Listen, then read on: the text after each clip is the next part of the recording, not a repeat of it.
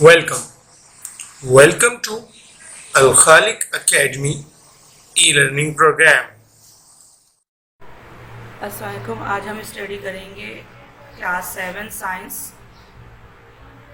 Chapter number 3 transport system in plants and animals. Transport system क्या होता है? Transport system ऐसे सिस्टम को कहते हैं जिसमें चीज़ें आपकी बॉडी से एक जगह से दूसरी जगह पर जा सके।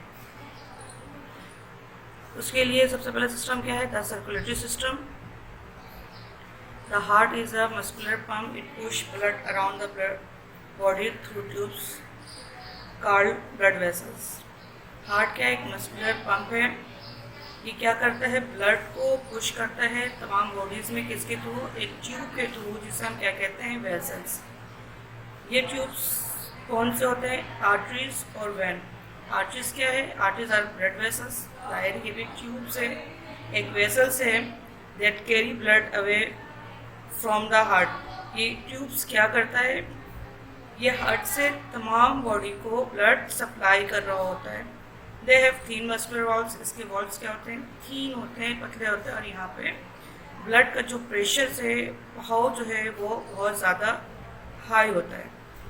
आर्टरीज डिवाइडेड हो जाते हैं स्मॉल थीन वॉल्स वेसल्स में, जिसे हम क्या कहते हैं? कैपिलरीज कहते हैं। अब वहाँ पे जहाँ पे आर्टरीज चूँकि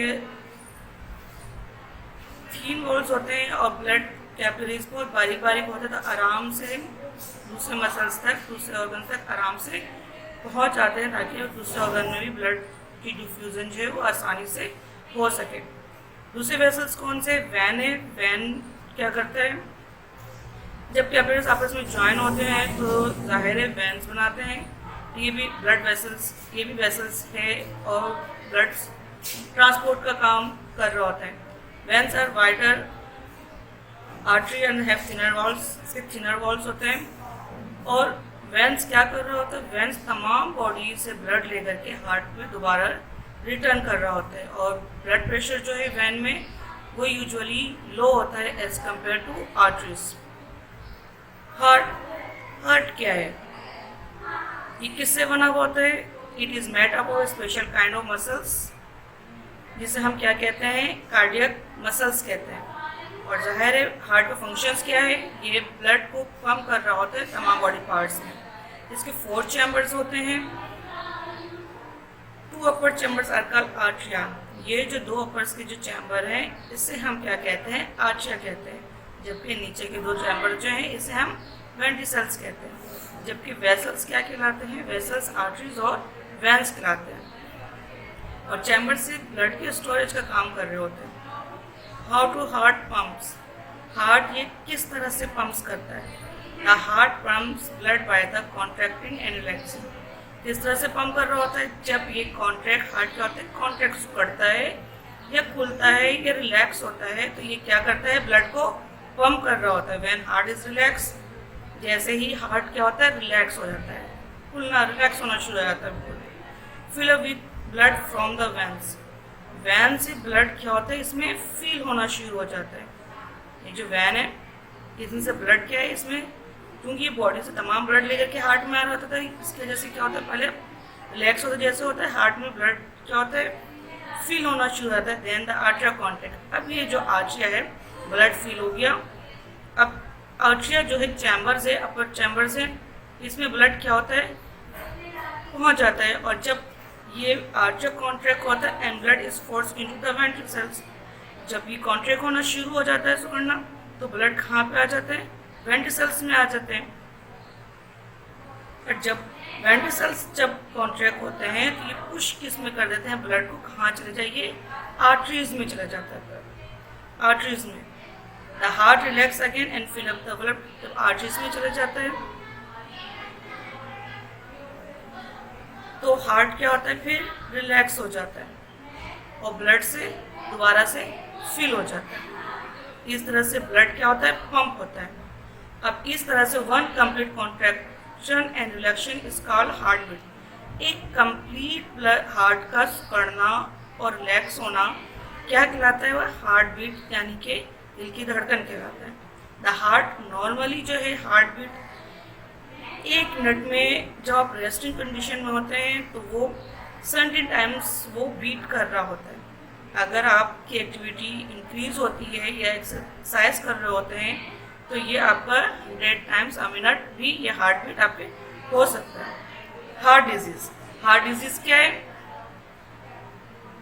the heart need food and oxygen in order to keep working properly.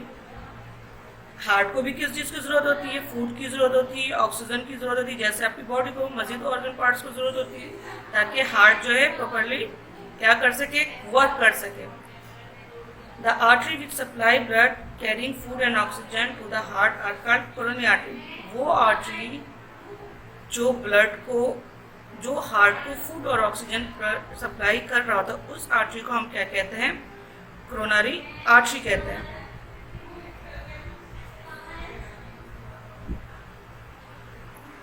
उसको हम क्या कहते हैं? कोरोनरी आर्टरी या वेसल्स कह रहे होते हैं। If this artery become block the result is heart disease. अगर ये कोरोनरी आर्टरी जो है आपका, ये आर्टरी जो आपको दिख रहा है, ये अगर आपका ब्लॉक हो जाए तो फिर आपके हार्ट डिजीज कॉज होता है। अब इसकी वजह क्या है?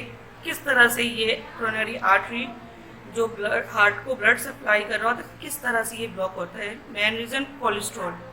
जाहिर है कोलेस्ट्रॉल क्या है? एक फैटी सब्सटेंस है, can stick the wall of the artery. ये कोलेस्ट्रॉल जो फैटी सब्सटेंस है ये हार्ट आर्टरी के वॉल्स पर क्या होते हैं? ये स्टिक हो जाते हैं, आर्टरी में स्टिक हो जाते हैं और आर्टरी को क्या कर देते हैं? नैरो कर देते हैं, तंग करते हैं ताकि इसमें से ब्लड फ्लो क्या हो जाए? स्लो डाउन हो जाए। Beads of cholesterol can break off into a blood stream and block narrow blood vessels. This blockage, और जो ये ब्लॉक करते हैं, जो कोलेस्ट्रॉल स्टिक हो जाते हैं आर्टरीज में के वॉल्स में, उसको हम ब्लॉकेज को हम क्या कहते हैं? थ्रोम्बोसिस कहते हैं। If a coronary artery become, coronary artery जो ब्लॉक हो चुका है, अगर वो पार्शियली ब्लॉक हो तो आपके हार्ट मसल्स में या हार्ट में जो फ्लो ब्लड जो है या फूड जो है वो कम और ऑक्सीजन जो है कम पहुंचता है, जिसकी वजह से आपको चेस्ट में एक सीवियर किस्म का पेन हो जाता है और इस पेन को आप क्या कहते हैं? एंजाइना कहते हैं। अगर thrombosis is a coronary artery is called, अगर इस थ्रोम्बोसिस को, ब्लॉकेज को, एक तो एंजाइना होता है अगर सिर्फ और सिर्फ आपके आर्टरी में या आपके हार्ट में फूड और ऑक्सीजन ना पहुंच सके। अगर ये थ्रोम्बोसिस बहुत ज़्यादा सीवियर हो तो फिर आपको हार्ट अटैक का भी ख़तरा होता है। आपका जो हार्ट है वो बीट करना स्टॉप कर देता है और ये ट्रीटमेंट, इसके लिए ट्रीटमेंट की नीड होती है। The heart can be force to start beating again. Treatment के बाद अगर सही टाइम पे ट्रीटमेंट हो जाए तो ये हार्ट आपका दोबारा से बीट करना शुरू कर देता है। अब इस ट्रीटमेंट कितने किस्म के होते हैं ये हम आपको बताएंगे। सबसे पहले है कि हार्ट सर्जरी। इसके लिए हार्ट सर्जरी की नीड होती है।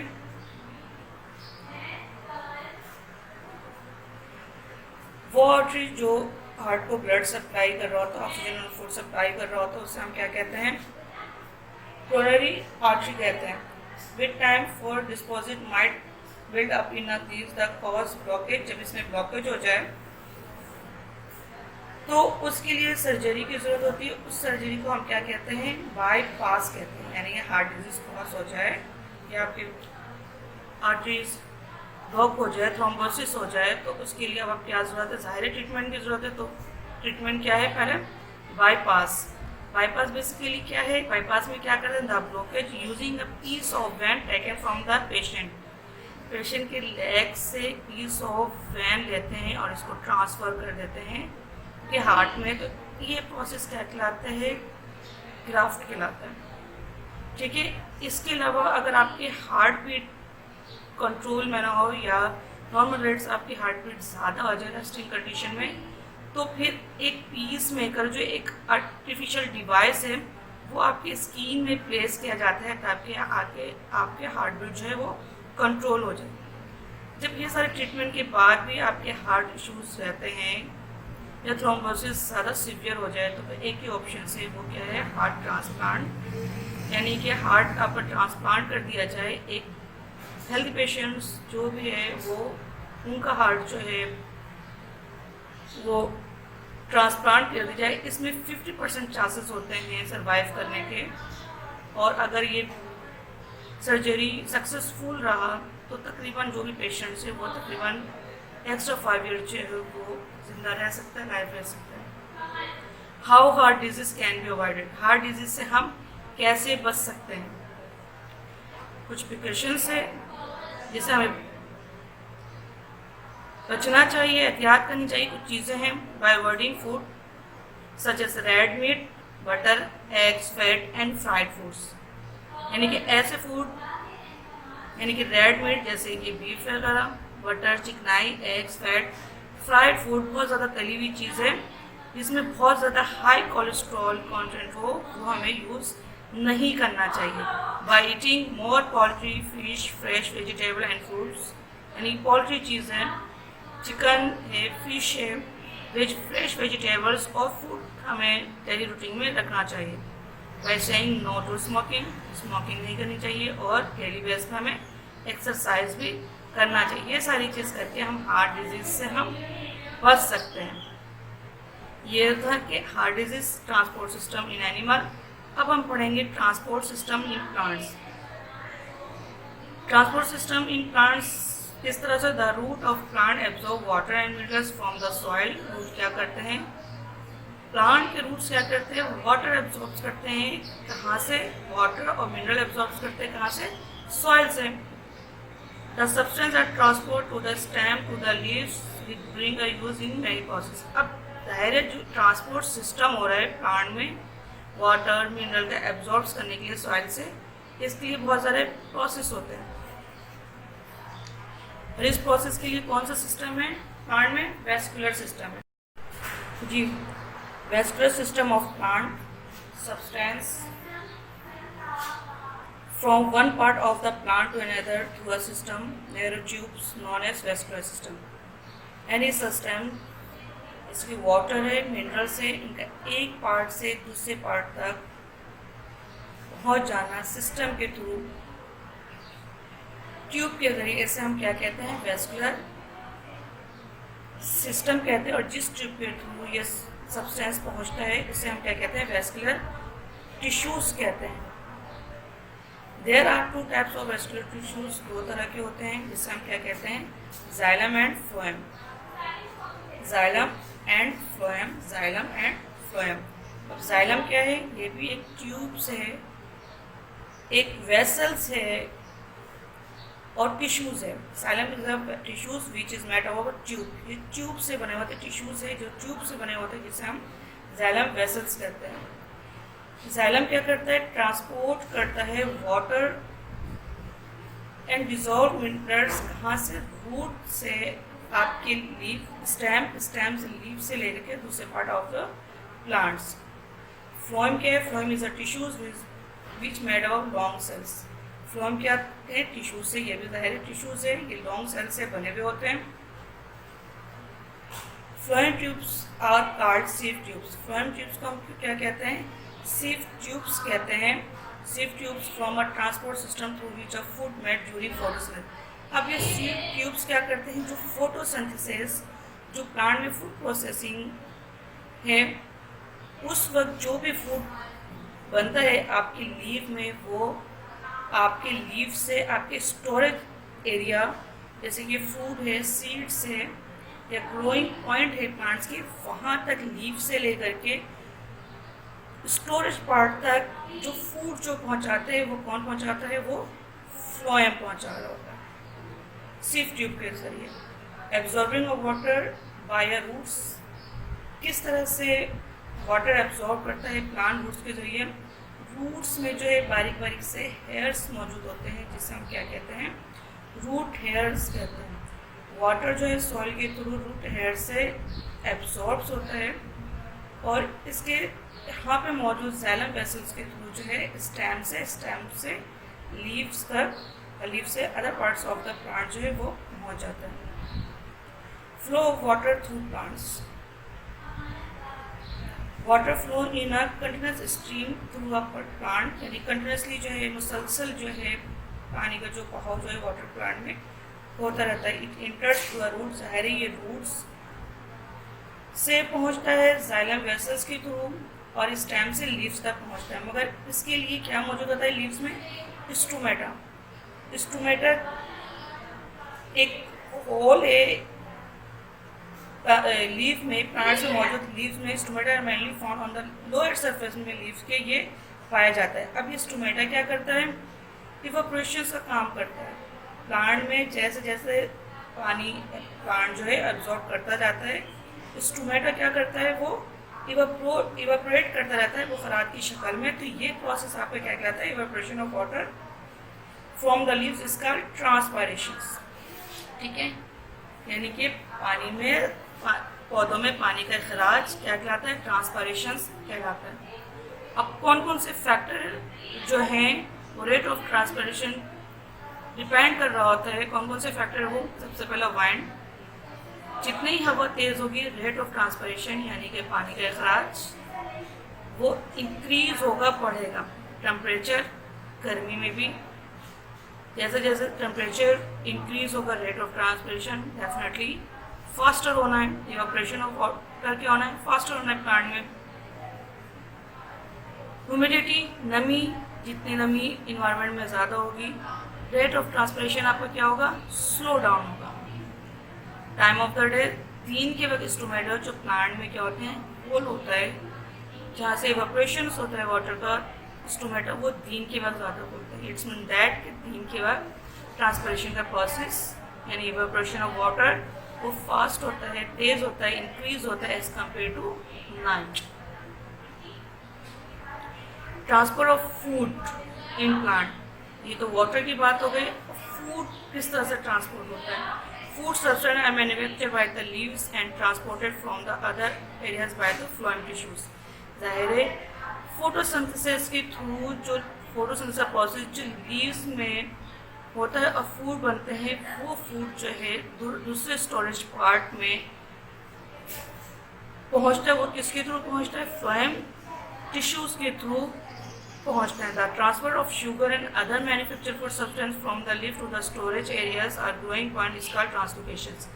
ये जो लीफ से स्टोरेज पार्ट तक जो भी फूड पहुंचता है, इस प्रोसेस को हम क्या कहते हैं? इस ग्रोइंग पॉइंट को हम क्या कहते हैं या इस एरिया को हम क्या कहते हैं? ट्रांसलोकेशंस कहते हैं। ठीक है, गैसेस एक्सचेंज इन प्लांट। अब गैसेस किस तरह से एक्सचेंज होते हैं प्लांट में? आर प्लांट ब्रीथ, तमाम प्लांट जो है वो ब्रीथ कर रहे होते हैं, सांस रहते हैं डे एंड नाइट दोनों में। Oxygen, they take oxygen, give out carbon dioxide. बिल्कुल ये ऑक्सीजन टेक करते हैं और कार्बन डाइऑक्साइड को एक्सक्रीट कर रहे होते हैं, गिव आउट कर रहे होते हैं during the day time. However the carbon dioxide proceed by green plant. अब ये जो जैसे एक्सचेंज के दौरान, ब्रीथिंग के दौरान जो प्लांट जो कार्बन डाइऑक्साइड को एक्सक्रीट कर रहे होते हैं, ये कार्बन डाइऑक्साइड जो प्लांट गेन यूज़ कर लेता है इसमें फोटोसिंथेसिस में। ठीक है, फोटोसिंथेसिस के दौरान ये कार्बन डाइऑक्साइड क्या होता है? ये यूज़ कर लेता है। Atmospheric air enter the leaf by green plant through the stomata. अब ये गैस जो है कहाँ से इंटर होता है? तो स्टोमेटा आपके इवापोरेशन में भी हेल्प करता है और फिर ये गैसेस एक्सचेंज में भी स्टोमेटा जो है हेल्प आउट कर रहा होता है या प्रोसेस हो रहा होता है। They usually occur abundantly on the lower surface of the mostly. Stomata कहाँ पे पाए जाते हैं? लोअर सरफेस से पाए जाते हैं लीफ के। When the stomata are open, जैसे स्टोमेटा ओपन हो जाता है, carbon dioxide air passes through them and intercellular space of the leaf. जो लीफ में इंटरसेलुलर स्पेस होता है वहाँ से ये गैस जो है इंटर हो जाता है और कार्बन डाइऑक्साइड इसी रास्ते से क्या होता है? एक्सक्रीट हो जाता है, गिव आउट हो जाता है। The oxygen of the air diffuses into the cells of the leaf and use for the respiration. और ये ऑक्सीजन जो स्टोमेटा जो ओपन होने पर इंटर हुआ था, ये रेस्पिरेशन में ज़ाहिर यूज़ होता है। Carbohydrate other materials are oxidise.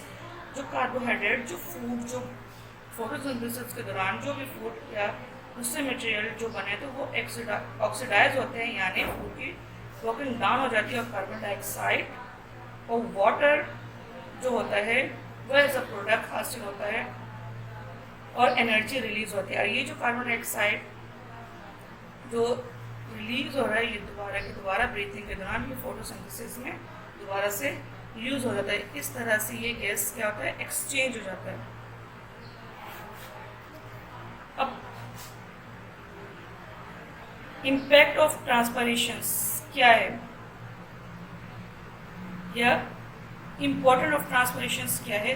Transpiration stream is important क्योंकि ट्रांसपरेशन की क्या इंपॉर्टेंट है, it carries water and minerals from the soil to the leaf. यानी कि जितने ही ज़्यादा ट्रांसपरेशन का प्रोसेस होगा, इवापोरेशन, पानी का जितना ज़्यादा इवापोरेशन होगा थ्रू स्टोमेटा जो लीफ में मौजूद है, इतने ही ज़्यादा पौधा जो है, प्लांट जो है, सॉइल से वाटर एब्जॉर्ब्स करेंगे। It keeps the cell target so that can support the plant. Transpiration की वजह से सेल जो बहुत ज़्यादा स्ट्रॉन्ग हो जाते हैं, जिसकी वजह से प्लांट को सपोर्ट मिलता है। The evaporation of water from the leaves keep them cool in hot water. Evaporation की वजह से, इवेपोरेशन ऑफ वाटर यानी कि ट्रांसपरेशन की वजह से हॉट वेदर में जो है प्लांट्स या लीव्स जो है वो कूल रहते हैं। इस तरह से प्लांट के ड्राई होने का प्रोसेस ज़्यादा नहीं होता। अब हम आएंगे वर्क की तरफ।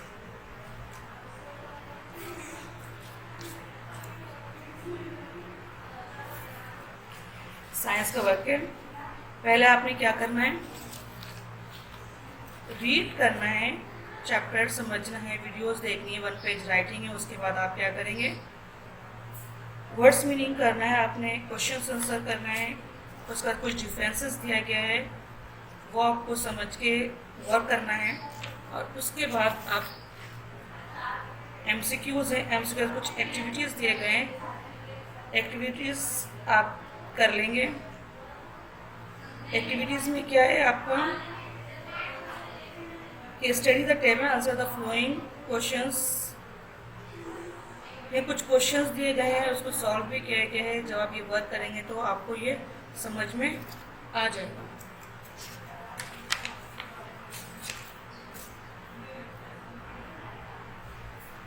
ये शॉर्ट नोट है, ये आपके वाटर साइकिल पर, ये भी आपको करना है। शॉर्ट नोट किस पे, आपके वाटर साइकिल है। ये मैं आपको समझा दूँ, the water in our environment is not used up, it always recycle. यानी कि हमारे इन्वायरमेंट में वाटर है वो मोस्टली यूज अप नहीं होता, बल्कि ये रिसाइकिल होता रहता है। यानी कि वाटर जो है एक जगह से दूसरी जगह से फिर दोबारा से वहीं पर आ जाता है। हम वाटर को हम रिसाइकिल करते हैं। द फिनोमेना इज कॉल्ड, ये वाटर की रिसाइकलिंग क्या कहता है, वाटर साइकिल कहता है। And it keep the amount of water in the earth ecosystem in balance. इस रिसाइकलिंग ऑफ वाटर की वजह से जो हमारा इकोसिस्टम है, हमारा जो इन्वायरमेंट है, इसमें अर्थ इकोसिस्टम में, इसमें वाटर जो है, अमाउंट ऑफ वाटर हमेशा बैलेंस रहता है। Heat from the sunlight of water cycle किस तरह से बैलेंस रहता है, heat from the sun makes sea water evaporate into the water vapour.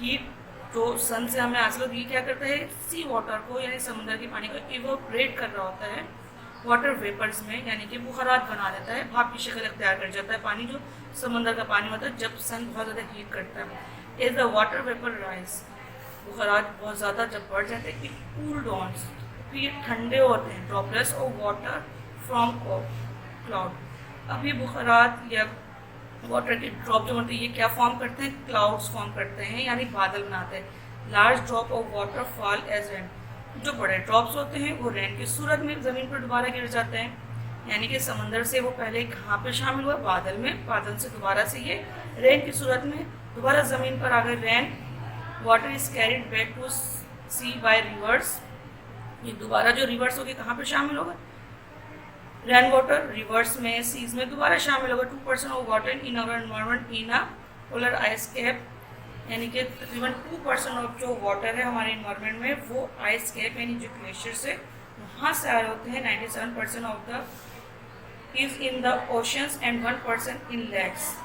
और 97% जो है वाटर वो कहाँ पे मौजूद है, ओशंस में, 1% आपके लेक्स में, रिवर में और अंडरग्राउंड, जिसको हम ड्रिंकिंग वाटर में यूज़ करते हैं। ये तो जो था short note, I hope so कि आपको सब चीज़ समझ में आ गया होगा। Thank you so much.